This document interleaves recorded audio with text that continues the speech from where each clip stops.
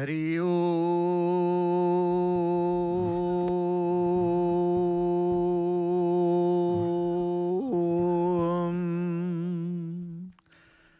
ओम मंगलम भगवान विष्णु मंगलम गरुड़ध्वज मंगलम पुंडरीकाक्ष मंगलम पुरुषोत्तम माधव माधव वाक्यम माधव माधव हरि स्मरन्ति साधवा नित्यं सर्वकार्येषु माधवम्। जय जय जगन्नाथ, जय जय जगन्नाथ, जय जय श्री जगन्नाथ। जय जगन्नाथ टीवी सीधा प्रसारण कार्यक्रम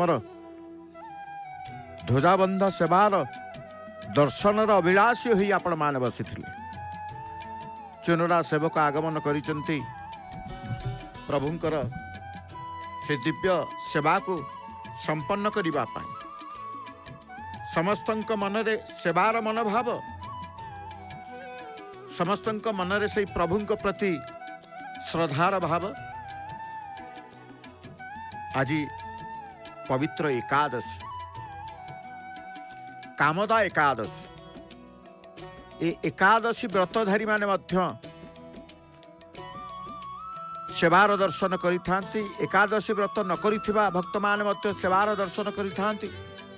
सर्वोपरि समस्ते समस्तंकर दर्शन रे आज एकादशी सहित ध्वजाबंधा सेवार पुण्यता लाभ करिवे। जेतेबेले एकादशी आसी थाए आमे एकादशी रे भगवानंकर चिंतन करि थाउ। शिकुला मार्ग देई अतिक्रम करूचंती तांकर सेवा को संपन्न करिबा पाई। प्रभु मध्य समस्तंकु दर्शन करूचंती बा देखुचंती। जगन्नाथ चका आखि अपलक नेत्र से चाहि बसिचंती समस्त अंतकरण को देखिबा पाई। प्रभु चका चका आखिरे समस्त अंतकरण को देखिबा पाई से ही बसिचंती। साधारण लोके बाहर को देखती बाह्य रूप रे बा बाह्य रूप आकर्षण रे आकृष्ट हुंती किंतु महाप्रभु जगन्नाथ अंतर्यामी से समस्तंक भीतर बाहर सब किछि देखंती। पूजा तत्व रे प्राण प्रतिष्ठा नेत्रदान विधि अछि। कर्मकांड रे आपण देखिबे तेणु पूजा मंत्र रे सेतेबेले कुहा जाए गोटे कथा हे भगवान तुमे त्रिभुवनर सब किछि दर्शन करि पार मते दिव्य नेत्र दियो जहाँद्वारा मु तुमको दर्शन करने को समर्थ हेबी। तेणु प्रभुंकर कृपारे ही आमे आज दर्शन जहाँ भी दर्शन करूँ ध्वजाबंधा सेवा को दर्शन करूँ कि तांकर रूप स्वरूप को दर्शन करूँ तांकर अशेष कृपा जोगु ही आमे समर्थ। तेणु जगन्नाथ को दर्शन करने पाई केते भक्त देखंतु परिक्रमा मार्गरे आनंद चित्तरे परिवार सहित बसिचंती जगन्नाथ को दर्शन करिवे। जगन्नाथ दर्शन द्वारा श्री जगन्नाथ बोधरे तन्मय हेबा को पड़िबो। आज सेही भक्त माने किए ठिया है कि देखुचंती किए बसिकी देखुचंती समस्तंकर आश्चर्यजनित नेत्र समस्त तन्मय भाव को ग्रहण करिचंती कारण तन्मनस्का तद्विचेष्टा तद्विचिंता तद्भावा अर्थात जगन्नाथ मनस्का जगन्नाथ विचेष्टा जगन्नाथ विचिंता जगन्नाथ भावना द्वारा आमे सबु भक्त आमे देखुचंती किभली भाव में बसचंती। स्थूल चर्म नेत्र रे जगन्नाथ को दर्शन करि हेबो नाही। जी अरूपर रूप तांको दर्शन करिबा को से अंतर्नेत्र ज्ञान चक्षु बा दिव्य चक्षु नहीं तांको दर्शन करिबा को हेबो। तेणु से दिव्य चक्षु कहतु अंतर्नेत्र कहतु ज्ञान चक्षु कहतु क्या द्वारा आप प्राप्ति हे ना से प्रभु द्वारा से ही प्रदान करेंगे। चर्म नेत्र रे जगन्नाथ को दर्शन करेंगे सत ताहा किंतु प्रकृत दर्शन नुहे। सेही दर्शन जेतेबेले दिव्य दर्शन रे रूपांतर हबो सेतेबेले केवल अनंत फल प्राप्ति संभव। अनंत ही भगवान अनंत ही भगवान। तेणु मनीष जेतेबेले जगन्नाथ दर्शन पाई जाए श्रीक्षेत्र को आगमन करि थाए प्रथम नीलचक्र को आम जो नीलचक्र को वर्तमान अति निकटरू दर्शन करुचे से नीलचक्र को दर्शन करी करी केतेबेले जे सिंहद्वार आसी पहुंची जाए से जानी न थाए। तेणु अनंत भगवान अनादि अनंत असीम अनंत ही भगवान कुआगला। मनुष्य जितेबाला जगन्नाथ दर्शन पाई जाए सेतेबेले से केवल निजर कामना बासनार लंबा फर्द दाखल करिबार व्यस्त थाए। कहार कौन दरकार सब चिंता करके आसी थाए। मात्र से अकाम कामी जेतेबेले अकाम कामी ताकू दर्शन करने को अंतकरण को शुद्ध करने को हेब। निष्काम भक्ति द्वारा अनंत फल लाभ होता है। कामना नथिबो निष्काम भाव आसीबो। कारण आज हूँ से कामता एकादशी जहाँकि संपूर्ण भावे भगवान समस्तंकर अंतकरण को देखती, समस्त मनर कथा बुझंती, समस्तंकर अभिलाष समस्तंकर मनोवांछा भावना को अपूर्णता को पूर्ण करती। आज कामता एकादशी असंपूर्ण को संपूर्ण करती। आज कामता एकादशी आज एकादशी को भगवान निजे पालन करते। जो एकादशी कथा कहचे एकादशी को भगवान निजे पालन करते। तेणु कह जाए चैत्र मासर शुक्ल पक्ष ये एकादशी सर्वत्र जो कह जाए कामदा एकादशी बा तांकु कह जाए जे एकादशी पालन द्वारा जीव मुक्ति पाई थाए। कामदा एकादशी को पालन करे जने समस्त असुविधा मुक्ति पाए। जिते प्रकार असुविधा समस्या तार थिबो आज एकादशी रे से मुक्ति पाइब। कामदा एकादशी चैत्र मासर शुक्ल पक्ष जने भक्त पिलाटी हेले मध्य भगवान कृष्णंकर भगवान बाल्य रूप बाल मुकुंद गुरुंडी गोपाल आमे कहू अंठुआ गोपाल कहू भगवान कृष्णंकर ये बाल्य अवस्था सुंदर भाव रे सजई गोटे स्थान रे रखी तांकर से कृष्ण प्रेम रे प्रीति पांति। तेणु आज हूँ से एकादशी उपवास समस्त जी एकादशी के आज करी समस्त प्रकार दुखरु बा दुख जंत्रणारु मुक्ति पाई थांती। विश्वास करा जे भगवान विष्णु ई दिन भक्तंकर समस्त असंपूर्ण इच्छा को पूर्ण करंती, कामना को पूर्ण करंती। तेणु या कामदा एकादशी बा फलदा एकादशी मध्य कहा जाए। पिला मानकर अबाटे जाउथुबा पिला माने कौन सी प्रकार पथभ्रष्ट हेउथुबा पिला माने मध्य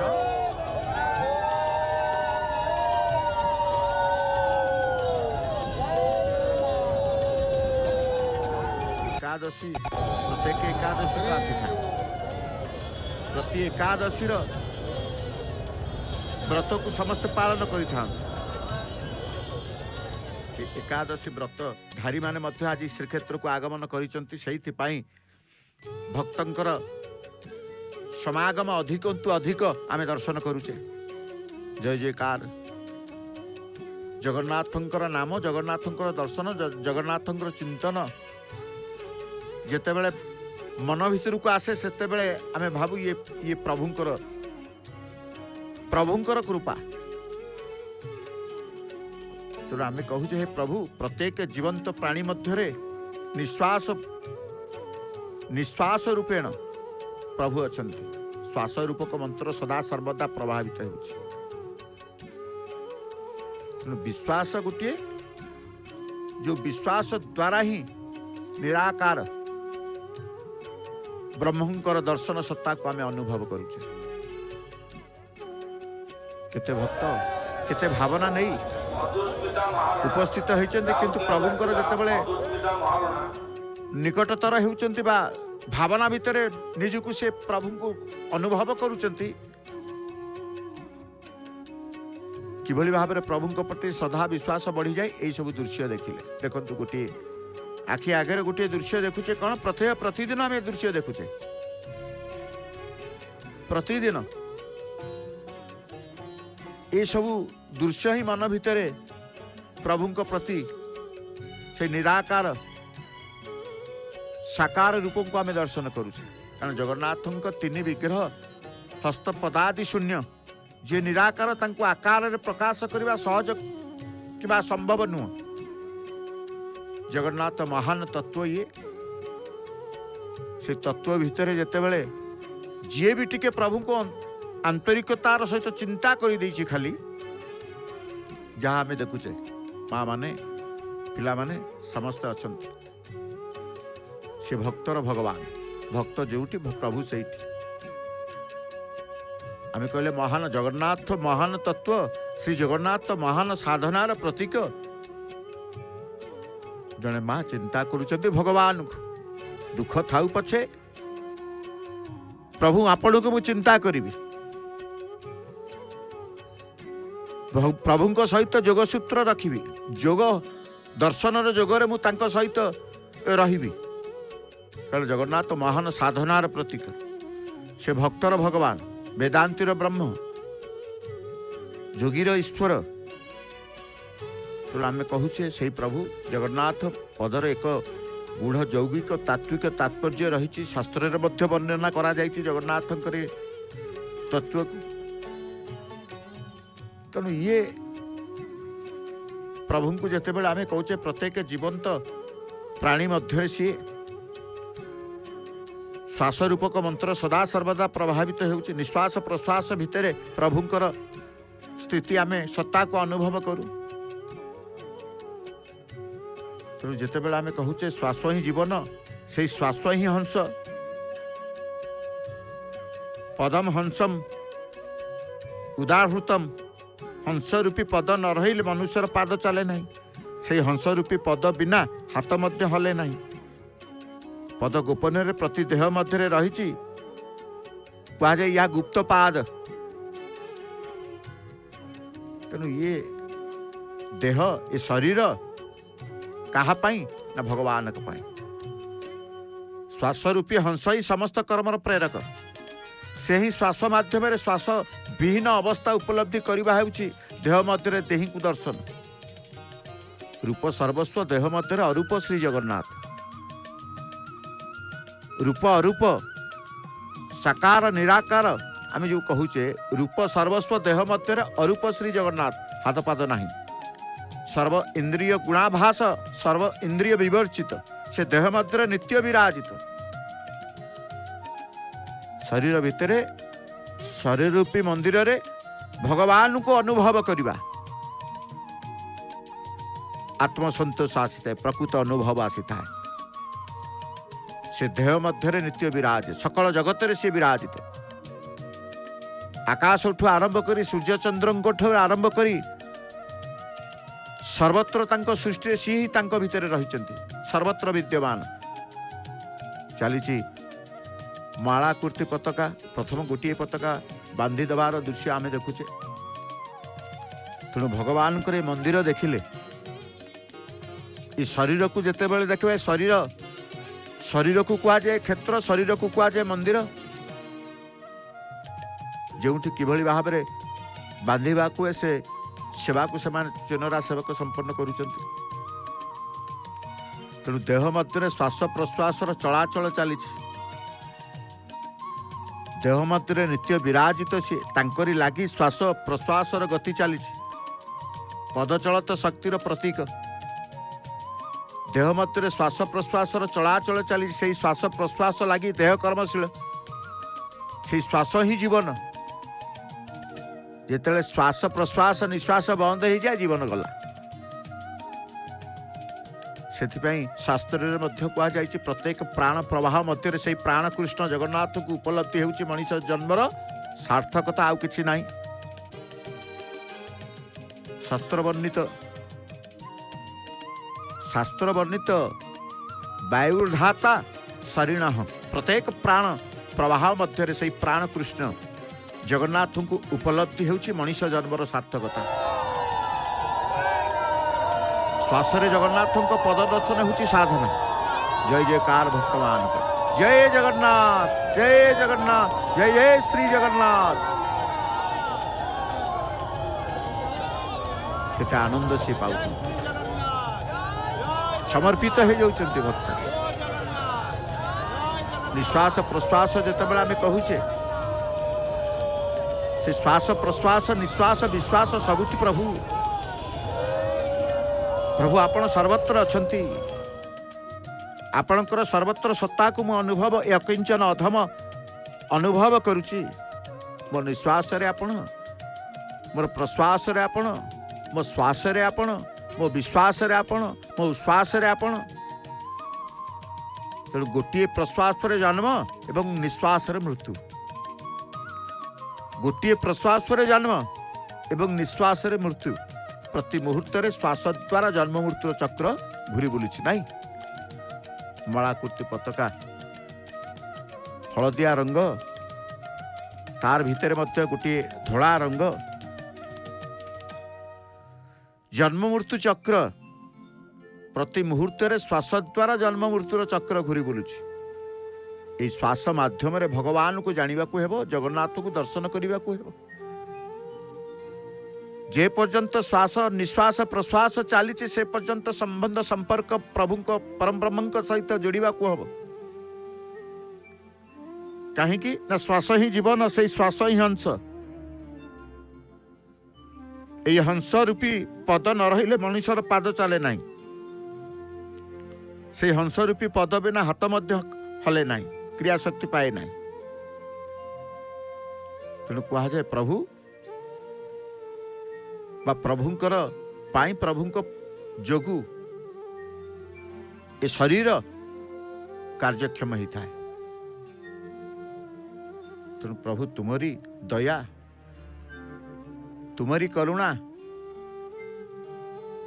तुमरी आशीर्वाद, कहीं तुम्हें हूँ इच्छामय, भगवान होउछन्ति इच्छामय। ईश्वर इच्छामय, तांकर इच्छा शक्तिर नाम माया। ये इच्छा शक्ति बा माया अव्यक्त जे अनिर्वचनीय, जहाँ स्वरूप वाक्य द्वारा प्रकाश करी हुए नहीं, से माया। माँ नास्तिकवाचक शब्द, या अस्तिकवाचक शब्द माँ या। ये दुई पदार्थर मिलन रे जा हुए ता माया, अर्थात निर्णयर अतीत अवस्था। माया विषय मध्य वर्णित रहिचंती। माया सत्व रज तम तीन गुणर समष्टि बोली गुणमयी एवं ईश्वरंकर स्वभावता बोली दैवी। ए माया को अतिक्रम करने बड़ दुरूह कथा बोली कहा जाए। अतिक्रम करने को चेष्टा करने संभव नुहे। तेणु सर्वश्रेष्ठ धाम श्रीक्षेत्र, जो सर्वश्रेष्ठ धाम श्रीक्षेत्र सद्गुरु को कृपा, भगवान करुणा, परम पुरुषों शरणागति द्वारा मायार आकर्षणी जादुकरी शक्ति निरस्त्र शक्ति न हो जाए। तेणु कह जाए एठी कौन सी माया काम करे। से परम सत्य उपरे आमे माने ध्यान करुछु। श्रीक्षेत्र को आसले जो माने भी दर्शन करने को आसते ठिया होइचंती, तांको कौन सी माया ना संसार माया कौन सी माया शक्ति स्पर्श करी न थाए। कहीं ये सर्वश्रेष्ठ धाम भगवानंकर करुणा हो कि परम पुरुषंकर शरणागति हो, सद्गुरुंकर कृपा हो, मायार आकर्षणी शक्ति निरस्त्र हो कि शक्ति न हो जाए। तेणु एठी कौन सी माया स्पर्श करेनि। एठी केवल शरणागत भाव में भक्त प्रभु को पाई जाए। सत्यर अन्वेषण सत्यर चिंतार चिंतित ही थाए। कारण सत्य प्रतिष्ठा हो पारे मनुष्यर बुद्धि सत्य प्रति आकृष्ट हो पारे से धाम रे भगवान का शरणागति संभव। खाली मनुष्यर बुद्धि सत्य प्रति आकृष्ट हेबा दरकार। कारण ये धाम श्रीक्षेत्र चतुर्धाम मध्य सर्वश्रेष्ठ धाम ये धामर बास करने सहित जगन्नाथ शरणागति लाभ करने हूँ मनुष्य जीवन सार्थकता। तेणु मनुष्य शरीर मध्यस्थ भितर प्रभु निजे जगत होउछि माया रूपी जादूकर क्रीड़ा भूमि। जगतर आकर्षणीय बा आकर्षणी मायार सदा सर्वदा समस्त आकृष्ट। जगत आकर्षण शीतल नहेले जगन्नाथ बोध उपलब्धि करी हुए नहीं। तेणु आम कहूचे प्रभु माया जिते बड़े हटि जाए प्रभु आपण सत्ता को आम अनुभव करूँ। तेणु कह जाए भागवत ठारू आरंभ करी विविध शास्त्र मानकर मध्य वर्णना कारण से भागवत एक कथा कह जे हे प्रभु तुमको जानिबा पाई आमर समस्त ध्यान आदि बा ध्यान आदि दीक्षा आदि साधना आमे तुमर शरणाश्रित आमको रक्षा कर भवसागर उद्धार कर। तुम्भ गोचरे ध्यान दीक्षा शरण गलु कर रक्षा। आज समस्ते शरणार्थी ही जाती आश्रित हो जाती कहीं प्रभु रक्षा कर शरण पसंद। शेष जिते शास्त्र अध्ययन करंतु पुराण अध्ययन करंतु तांकर चरणाश्रित तुम्भ गोचरे ध्यान दीक्षा शरण गलु कर रक्षा। है प्रभु महाबाहु तुम्हें ब्रह्म तुम्हें पुरुषोत्तम तुम्हें मर्यादारे तुम्हें लीलारे तुमर इच्छा क्रिया ज्ञान शक्ति तुम्हें आदि मध्य अंतर रे तुम्हें अनादि अनंत भाव रे पुरुषोत्तम तुम्हें दारु ब्रह्म तुम्हें स्वरूप तटस्थ लक्षण ठारू बहु ऊर्ध्वरे जोगी मानकर ध्यान रे प्रकाशित होता जोगी नाम ध्यान गम्यम तुम्हें सर्वलोकैक नाथम तुम्हें ही स्वर्ग मर्त्य पाताल चतुर्दश लोकर नाथ तथा प्रभु तुम्हें प्रभु तुमको उपलब्धि करने को चेष्टा करुछि। ए अकिंचन अधम समस्त यही भाव रखिता। तेणु साकार संयत जीवन मध्य तुम्हें सकल मर्यादा रक्षा कर तुम्हें ध्यान दाता एवं ध्येय तुम्हें ही सब किछि तुमको जे सर्वस्व मणि थाए तुमको जे सर्वस्व भावी थाए अविलंबे तुम्हें ताहार ही जाओ। चैत्र मासरे आमे देखुचे नानाविध पर्व मर्यादा पुरुषोत्तम रामचंद्रंकर जन्म मर्यादा पुरुषोत्तम श्री रामचंद्र लीला पुरुषोत्तम श्रीकृष्ण। तुम जगन्नाथ को आम जिते कौचे हे अनंत रूप तुम्हें आदिदेव तुम्हें अनादि पुरुष तुम्हें ए विश्वर एकमात्र लय स्थान तुम्हें ज्ञाता तुम्हें ज्ञातव्य तुम्हें ही परमधाम तुम्हें ही समग्र विश्व परिव्याप्त ही अवस्थान करिछ। हे महाप्रभु पताका गंठिला नवा आनिबारे जेतेबेले किछि समस्या आसी जाए से समस्या मुहूर्तक पाई आसे कौन पताका कौन जगार लगी जाए मुहूर्तक पाई लगी जाए बेसी समय रहे ना कारण कहीं लगिला पताका तार कारण प्रभु को जला सर्व कारणर कारण तुम्हें सर्व कारणर कारण तेणु जुग जुगे तुम्हें अवतारणीय परित्राणीय साधुनाम साधु मानकर परित्राण पाई तेणु कह जाए परित्राण्यम साधुना विनाशायश्च दुष्कृतम दुर्जन दुष्ट दलन पाई धर्म संस्थापनाथाय धर्म संस्थापना पाई तुमर जन्म कर्म मध्य दिव्य बोली कही तेणु से इच्छामय हे प्रभु तुम्हें इच्छामय धन्य तुमरी इच्छा विचित्र तुमरी लीला। आज जो माने भी आपण को उपलब्धि करने ये सेवा को दर्शन करुचंती तुमको उपलब्धि करवा अनुभव करवा मानव मनर अतीत मनातीत अवस्था को नगले तुमको धरवा कष्ट तथापि शत शत ग्रंथ तुमरी लीला महिमा को शत मुखर कीर्तन करुच तुम्हें पुरुषोत्तम पुरुष श्रेष्ठ तेणु जिते बड़े आम कहूचे सी भगवान सी कृष्ण श्री राम श्री जगन्नाथ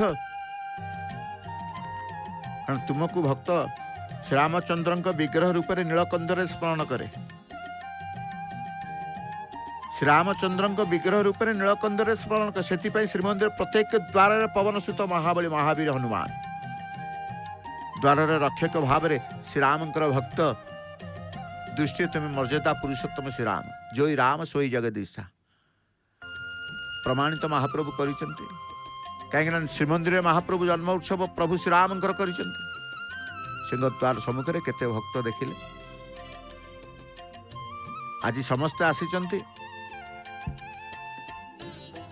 श्रीक्षेत्र मध्य को कारण आज महादीप दर्शन करेंगे तथा सहित साई जातर दर्शन करेंगे उपभोग करेंगे समस्तंकर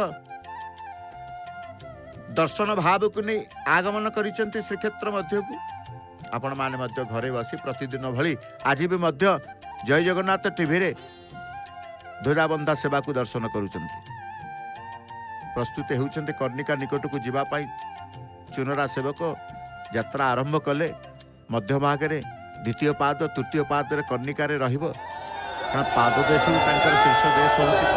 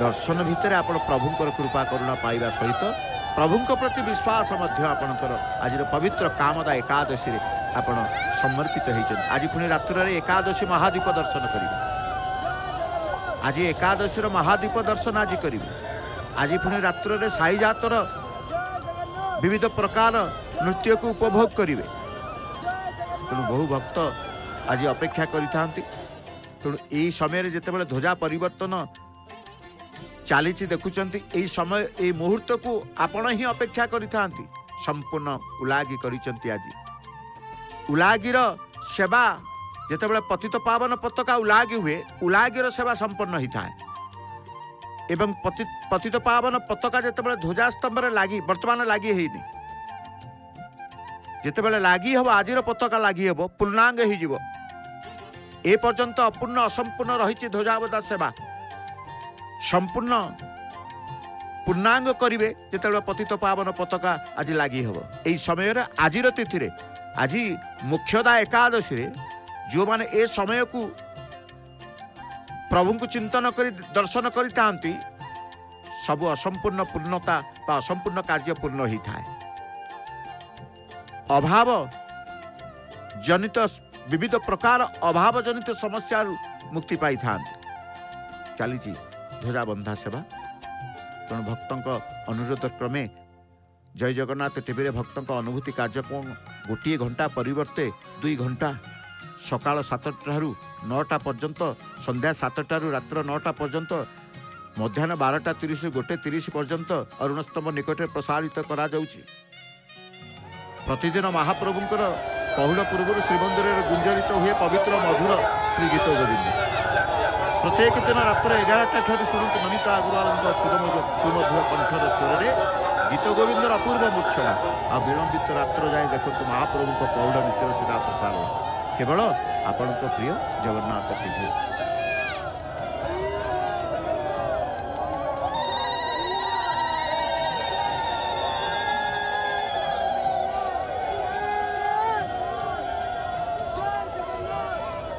जय जगन्नाथ जगन्नाथ जय जगन्नाथ जय जगन्नाथ जय जगन्नाथ जय जगन्नाथ। शास्त्र भागवत श्रवण करी अशेष पुण्य लाभ करिवे। तेणु आसतु परमशास्त्र भागवत श्रवण करिवार जो आपणकर मन भितर अभिलाष रखिंट उत्कंठा उत्साह रखिंट निश्चित भाव में परमशास्त्र भागवत को श्रवण करेंगे। आज पंचम स्कंद 15 अध्याय एथिरे जानिबे प्रियव्रत भरत वंशानुचरित। सुखदेव कहले हे परीक्ष नरनाथ एबे तुमको भरतंक वंश संपर्क में कहूची शुण। भरतंक पुत्रगण ऋषभदेवक मार्ग अनुसरण करी शासन कार्य परिचालना करथिले। देवजित पुत्रर नाम देवद्युम्न, तार पुत्र नाम परमेष्टि, परमेष्टि पत्नी नाम सुवर्चला, तांकर पुत्र नाम प्रतिह, प्रतिह पुत्रर नाम प्रतिहर्ता, प्रतिहर्ता दुई पुओं नाम भूमान आउ अज। एमती वंश बढ़ी बढ़ी नक्त राजा पर्यंत चलला। नक्तंक पुत्र नाम गय, से विष्णु अंशरे जन्म ग्रहण करिथवारु अत्यंत शांत दयामय धर्मयुक्त थिले। सर्वदा विष्णु को ध्यान करी धर्म बल में प्रजा पालन करुथांती। यज्ञाति कर्म करी से पृथ्वी में कीर्ति स्थापन करी जाइछंती। यांकर 3 पुओ सुगति, चित्ररथ, अविरोध। चित्ररथंकर पुत्र नाम मरीचि, मरीचि पुअर नाम बिंदुमान, बिंदुमान पुअर नाम मधु, तापरे वीरव्रत, मंथु, प्रमंथु, भौवन, तोष्टा, विरोचन, विरज, विरजंकर 100 पुओ, गोटे झील। एमाने समस्ते भगवान विष्णु प्रभाव अत्यंत सुखरे राज्य शासन करी प्रजा मान पुओ झील भली स्नेह देउथिले। ए वंशर कहानी शुणिले श्रीकृष्ण ठारे आपे आपे भक्ति जात हेब, मोक्षर मार्ग उन्मुक्त होइजिव। तेणु आसतु परमशास्त्र भागवत श्रवण करवा मोक्षर पथ को जीवा। परमशास्त्र भागवत 5म स्कंद 15 अध्याय परिवेशन करिसेंति बा सुनामधन्या सुकंठी गायिका स्वर सेविका डॉक्टर नमिता अग्रवाल मामकर भावपूर्ण कंठरे परमशास्त्र भागवत श्रवण करवा। जय जगन्नाथ।